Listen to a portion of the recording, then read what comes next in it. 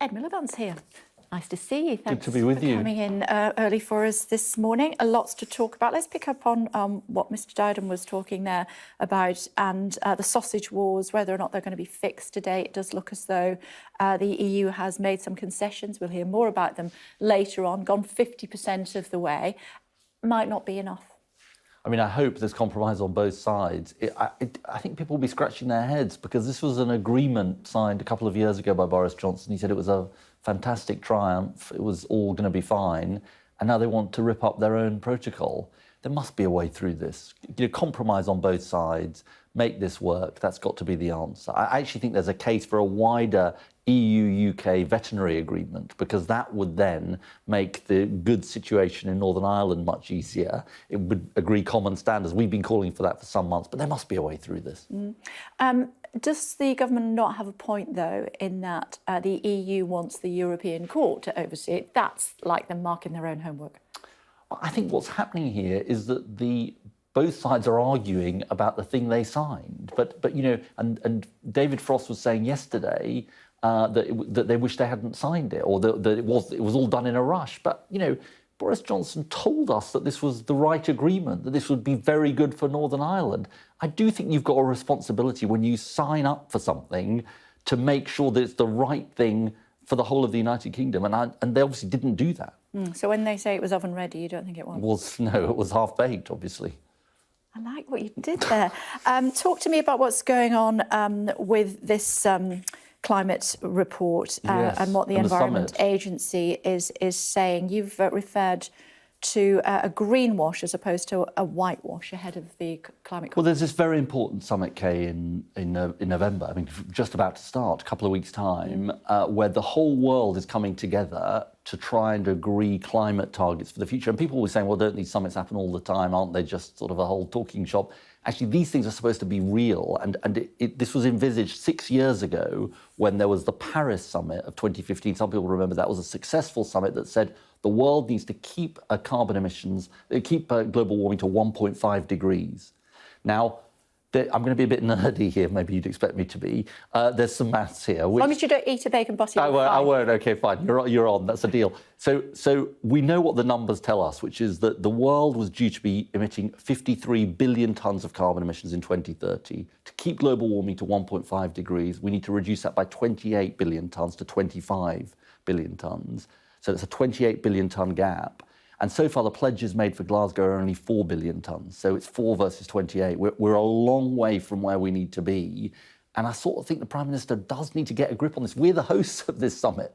You know, we need to be putting pressure on all This is our dashboard that we put up every day. I'm sure you might have seen it before. It sort of illustrates the CO2 emissions, and also the third line down talks about the time left to stop the temperatures getting to 1.5 degrees Celsius. Well, exactly. And that expresses it very, very well. And so, you know, we need to be putting pressure on all the major countries, including countries like Australia, where we're doing a trade deal with them and we're saying to them, you can drop your temperature commitments. We shouldn't be doing that. We should be putting pressure on them.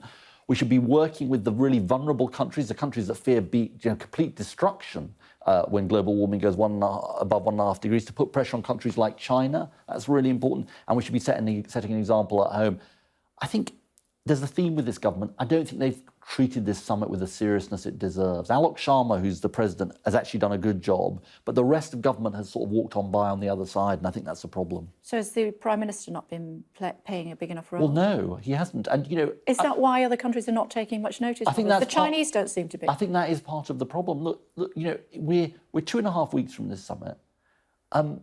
You know, I'm trying to imagine Gordon Brown, for example, before the when he was hosting the summit on the financial crisis, would he have been touring the beaches of Europe 2.5 weeks before that summit? No, he'd have been touring the world, trying to get the best outcome, twisting arms, cajoling people, pushing our friends, the Americans, pushing others, you know, to go further, faster. That's what the Prime Minister needs to be doing. This really matters. This is, you know, this is like when world leaders get put on the spot. That's the purpose of this summit. It's like the embarrassment factor. What are you doing? Are you doing your bit? But as the host, that's what we need to be doing, and we're not doing it. But you can't accuse us of being bystanders and then look at the likes of China, who, you know, unless they also decide to pick up the mantle, Totally, they need to step up. But, you know, the reason why the Paris summit of 2015 worked is that there was an alliance of countries like ours and the developing and vulnerable countries to put pressure on countries like China. The problem is that the developing and vulnerable countries are facing such challenges. We haven't delivered on the finance we promised them. We haven't vaccinated the world as Boris Johnson promised at the G7.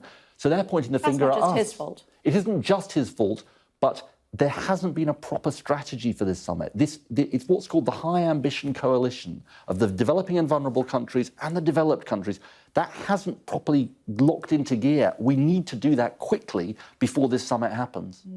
I suppose the spectre at the feast, some might say, would always be the potential of Trump winning the next US election, because we know what happened with the Paris Agreement when he took charge.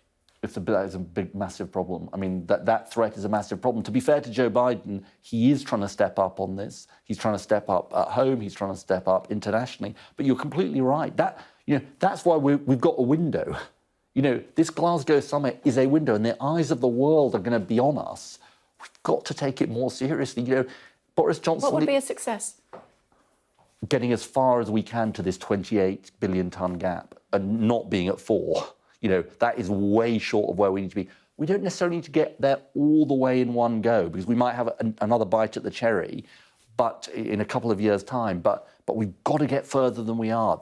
It's that intensity. I was at the Copenhagen summit in 2009 with Gordon Brown. He wasn't even the host, actually, Gordon Brown, and he played a key role in that. So we've really got to really push. You've got to slightly put the pressure on the world leaders, the other world leaders. But how do we do that?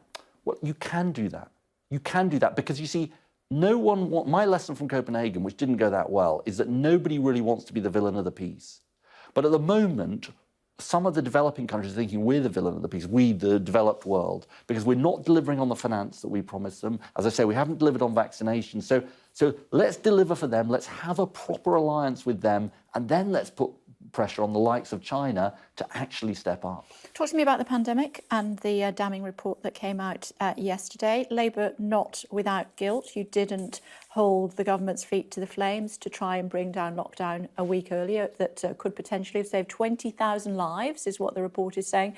I put to one of your colleagues yesterday, would he like to say sorry to the 20,000 families who needlessly lost loved ones? He didn't want to say sorry. Well, I think collectively we should apologise. Look, I think collectively the whole of politics should apologise. I think just to pick you up on one thing, I was reading yesterday, Jonathan Ashworth, 2 weeks before lockdown happened, was saying, hang on a minute, isn't a lot of the advice that we should be moving further and faster with the intervention measures? So he did raise it. But of course, look, government as a whole, politics as a whole, let down the families, the people who died. Absolutely. Now, the government is in the lead on that. They need to be held to account for that. I'm glad that Oliver Dowden has apologised on your programme to the families, because, I think it's, we've got to learn lessons from this. We've got to learn lessons from this about what went wrong.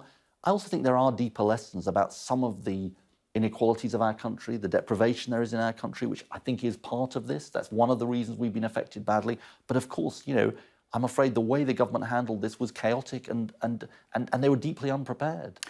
How prepared do you think we are down at Felixstowe? 36% of containers, I think, come in through Felixstowe. Oliver Dowden said the situation was getting better this morning, but a lot of Christmas toys will come in through there. I mean, Grinch stealing Christmas is, I'm sure, what we'll see as some of the headlines in the paper. I mean, look, the whole supply chain crisis and the HGV situation is terrible. We've known this problem. The government's known this problem was coming for years, the problems in the industry.